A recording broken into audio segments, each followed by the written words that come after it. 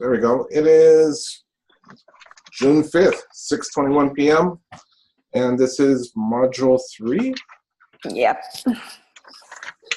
So there's several different parts to this module, this discussion. We have 20 minutes. The first one was, which ways have we displayed power and influence, referenced by Hackman and Johnson. So anyone care to start?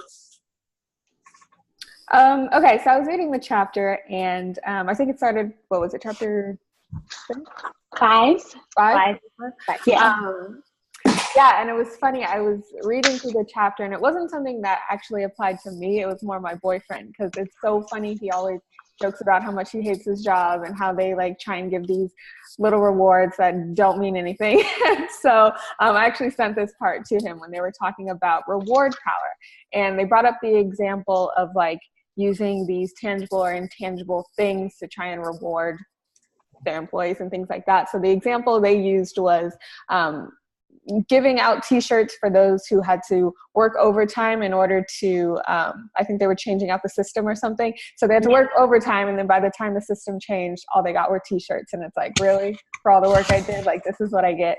And I sent it to my boyfriend because he works for Spectrum. Sorry for name dropping. But he works for Spectrum, and he does door-to-door sales. So it's not like he's just in a call center, just like calling up people, they say no, whatever. He's literally going door to door to try and sell cable and internet and now mobile to these people. And it's a difficult job, especially the amount of hours they require and how many sales they have to make, the typical stuff y'all know. But they're all adults working this job, obviously like in their 30s, and their way of trying to get people to make more sales. It's like, okay, if your team and your turf makes enough, we'll give you a pizza party. And he's like, really? A pizza party? Like, this is in middle school. This is what we get, at least a day off or something. So I just thought it was interesting because I've seen that happen, because they were saying how reward power is, you know, it's pretty common of people in power wanting to use that as a way to like get people to do whatever it is.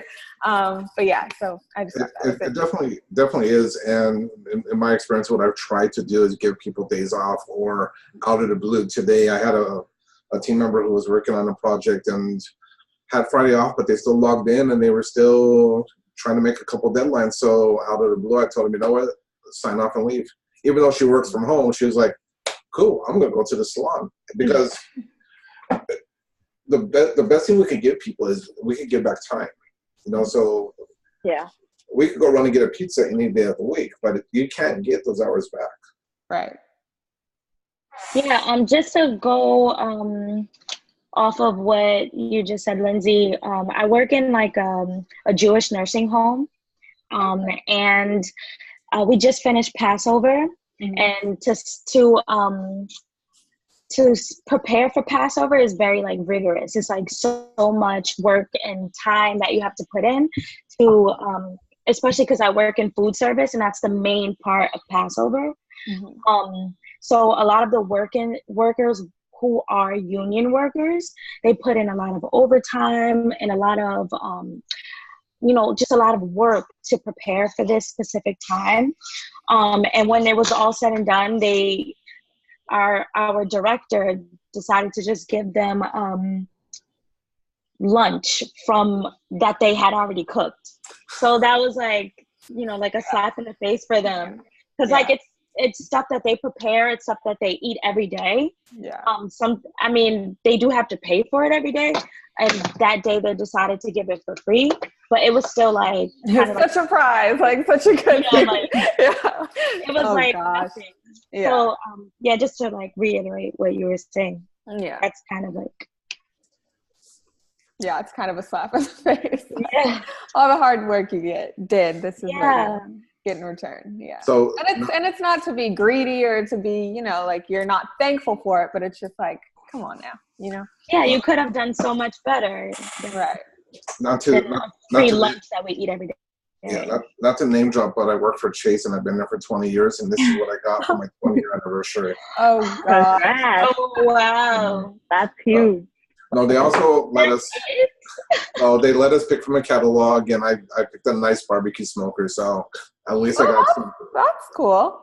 Yeah, and that thing gets used. So, in terms of influence, what do we think in terms of, I know what I do from an influence perspective, but I don't want to hog up the conversation. So if you're in a situation where you have either reports or leaders, how do you influence leaders to see your point of view? I can relate a little bit to that because I work for Starbucks. So a lot of the time we have to work as a team. So we actually refer to each other as partners because you don't want to really make a divisive line between, like shifts, key holders, and all that stuff. So I think that I actually picked my manager for the leadership proposal because she always asks open-ended questions, and she empowers people. So like whenever we come in at the end of a certain shift, she'll be like, okay, so what do you guys think went well? Or what do you guys think happened that we can do tomorrow to get the same result? And I think that in the book it mentions to think about leadership as like a reciprocal relationship. So like I think about the reason she does that is maybe because how she likes to be influenced, or how she would expect somebody to influence her is how she wants to do it. So I think that that's like a really cool way to do it. Like you take input from all your followers, you apply that to yourself, and then the next day you bring up something new or something the same that you did, and you're able to lead them that way. So I thought her style is like that. As a follower, how do you influence your manager? I think by giving honest feedback. Because I think that when she asks for suggestions, she's not doing it, like you said, time is important, especially when you're talking about a position like that. So I don't think that she wants to hear me, say the same stuff over and over again. So if I genuinely think that there was something that could be improved, I might just be honest about it, because at the end of the day, it's going to affect me too. So I think that probably honesty is the best policy with that one. Yeah, I like what you said about, you said like sharing power. That reminds me of what I wrote down. I was surprised to read about like leaders gain more power by empowering others. I thought that was a cool quote. But relating back to like job satisfaction and performance, they actually recommend to share the power because it increases cooperation. So I like learning about that. I actually put a couple different things in here because when we started talking about influence, I just recently inherited a couple more people on my team, and a couple of them are, we'll just say they're wiser than I am. They've been in the industry longer than I have. And so the first thing I needed to do was I needed to establish some type of credibility with them. And one of the first things I did was I went in and started to use the same applications that they use in order to do their jobs, in order to be able to talk about some of the dynamics that those applications allow for in terms of developing e-learning. And what was interesting about that was I was able to sympathize with them on some of their frustrations in terms of doing their day-to-day job. And that commonality helped establish a better rapport. So I use a very indirect, influential approach whenever I'm working with my team. When my leaders need to be influenced, I try to manage up, and I usually always try to start influencing with trying to state what my business problem is. And whenever I start talking about business problem, I take all the emotions out, because I recognize I may have a temper, I may be passionate. The best thing I could do is toss the emotions aside and say, here's what I'm trying to solve, because immediately it takes everyone into a solution-focused mindset. What power did you like the best? Power? I actually looked at it from the leadership power.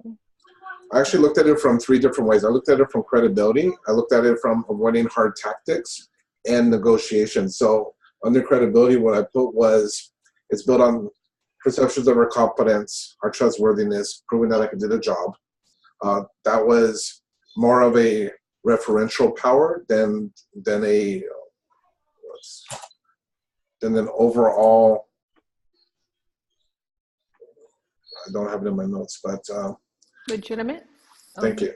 So with legitimate power, just by the fact that on the organizational chart I'm their manager, I try never to go there. I always refer to everyone on my team as my client, and I'm their client, and the people that we serve are clients. So similar to how Starbucks does it, we all take a very client-focused approach. So if my team is calling each other clients as peers and calling me client as manager, then it takes some of that legitimate power out, and it becomes much more servant leadership focused. Yeah, for sure. I guess I would say like the best one for me is like expert power.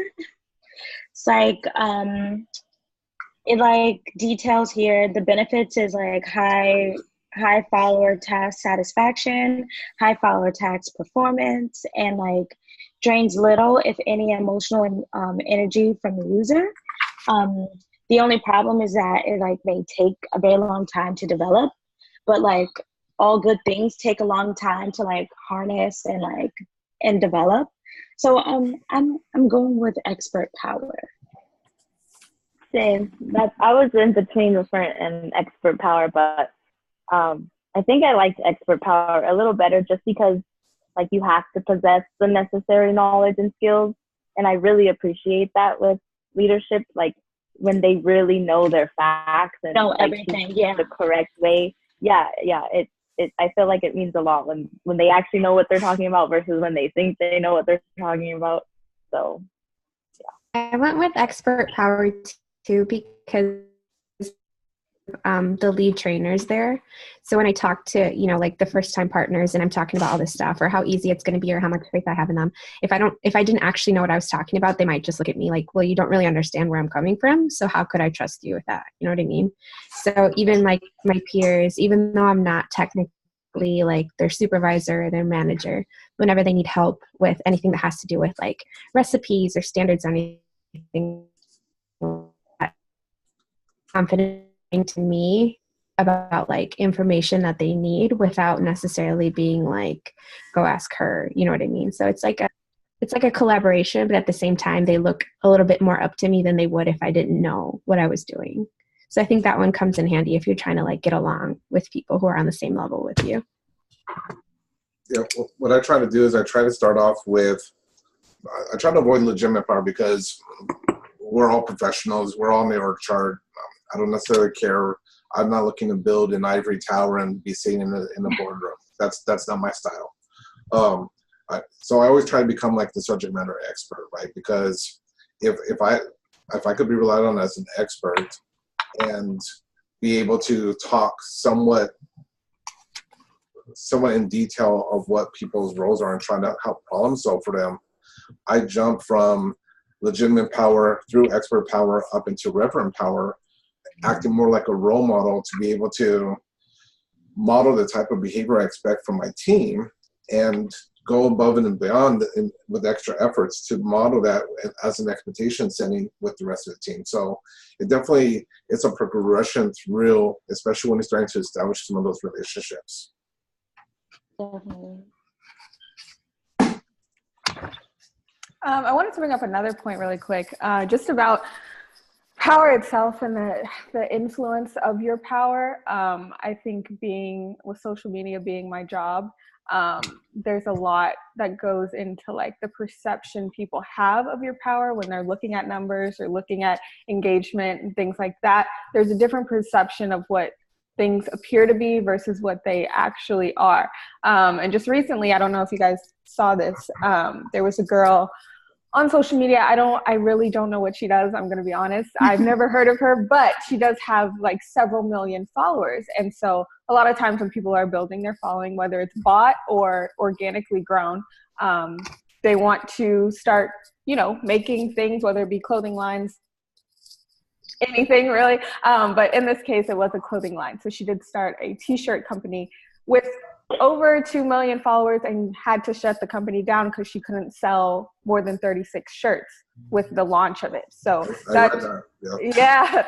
So it's just interesting to see that perception because a bigger company is going to want to invest in you if they see your following a lot of your numbers and stuff. Luckily now companies are kind of getting the idea that people do buy things and it's not organic and things like that. So they do want to look at your engagement rate. They do want to see what that's looking like so that they can get a return on their investment, obviously. So it was just interesting seeing that because people may not have known like that whole perception thing of thinking, oh, that person's powerful. Oh, they started a business. It's going to skyrocket because they've got 2 million followers. Well, in actuality, 36 shirts couldn't even be sold out of that 2 million. So that just goes to show like the power of your influence as well. So I just wanted to throw that out there. and 4 of those shirts were probably from her mom. Well, probably it was mostly family members. So yeah, close friends, yeah, school friends. So being conscious of time, the bottom part of the prompt was talking about cultural differences, and the way that they interact with the way that discuss ways which cultural difference may influence the way we interact with leaders and employ power.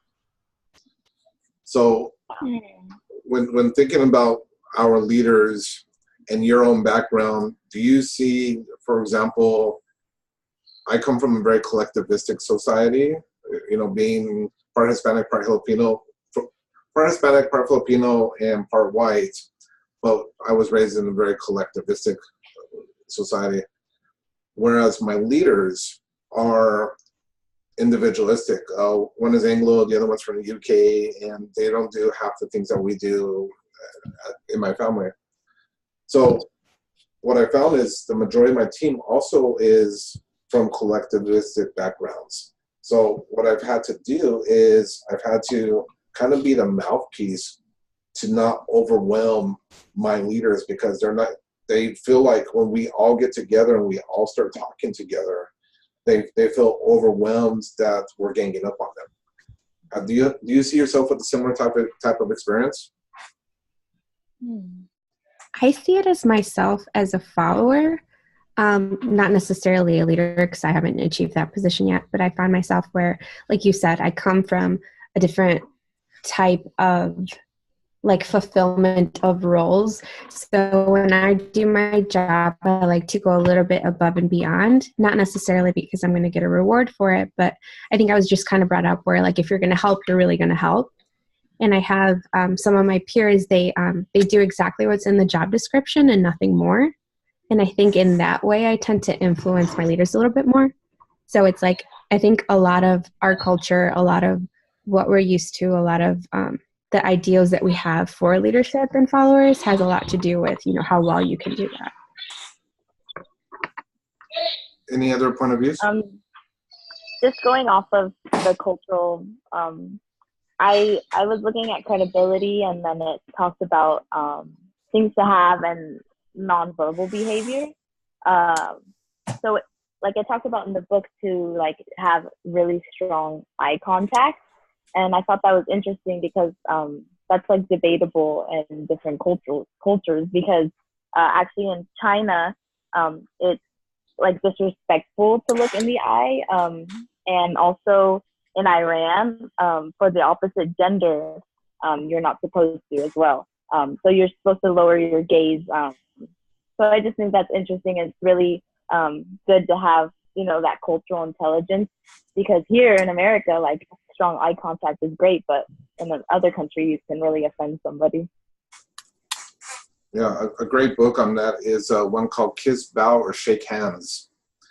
It'll literally go through every single culture in the world and talk about some of the cultural norms. Yeah. I learned a lot through the COM430. Yeah, I was just thinking that. I was like, yep, yeah, I remember that. I learned so much about different cultures. That's the other class that I'm taking right now, that it's like the ones that both include group projects, and it's like nice because they tie into each other, but it's like so much information that you're like, oh my God. Yeah, it's tough. I think if I'm right, we're about 1 minute away. Is there anything else that we want to add before we wrap the recording? I think that pretty much. I mean, I did also talk about powerless talk, because I feel like when I talk to people, like sometimes I can notice like hesitation, hedges. So like hesitations like or hedges like kinda or I think. Like my cousin literally says I think like a billion times throughout her sentences, and it's like, do you think? Like I just feel like getting sarcastic with her, but yeah, I think it is super true that like it reduces the impact of like your power talk, like when you have that incorporated in your speech. So yeah. Well, it's something weird about that because like I remember in the text that it said like don't focus too much on the delivery but the message. So it's like kind of contradicts that. Yeah. I remember reading, or I don't know what class I was in. I don't know if someone it was in a book or something, but it was kind of along those same lines because I know even when I'm filming YouTube videos, I use a lot of crutch words, and it's not me not knowing my information. It's just like gathering my thoughts and letting it out and knowing where I'm going to go next. But as long as that the information is there and they're getting those strong points, it's kind of like, okay, we don't really care about the crutch words. You know, it'd be different if I was using those and then not knowing where I was going and stuff like that. But yeah, like you said, it's not so much. Well, sorry, what was it? Not the delivery, the message. More it's the not. message. Yeah, it's not. Yeah. So it's you're supposed to focus on that information and not like how they're saying it. Right. But when you have like a YouTube channel, then they're more focused on the aesthetics and like right. Other distractions. Yeah. It's super situational, and I feel like it goes with like the culture like of how we talk as well. Like, I mean, I don't know, like millennials or you know, for sure. You wise man. I don't know if you wise man. I'm a Gen Xer. And it literally at 48 years of age, it took quite a bit of extensive training in a facilitator role in order to get rid of the ums and the likes. So it doesn't happen overnight. Even now, you'll still hear the occasional come out, but it took probably a good 4 or 5 years of constant feedback and facilitation to get rid of it. For sure. But there's hope. So I think that takes us to time. I guess I'm going to hit the stop recording.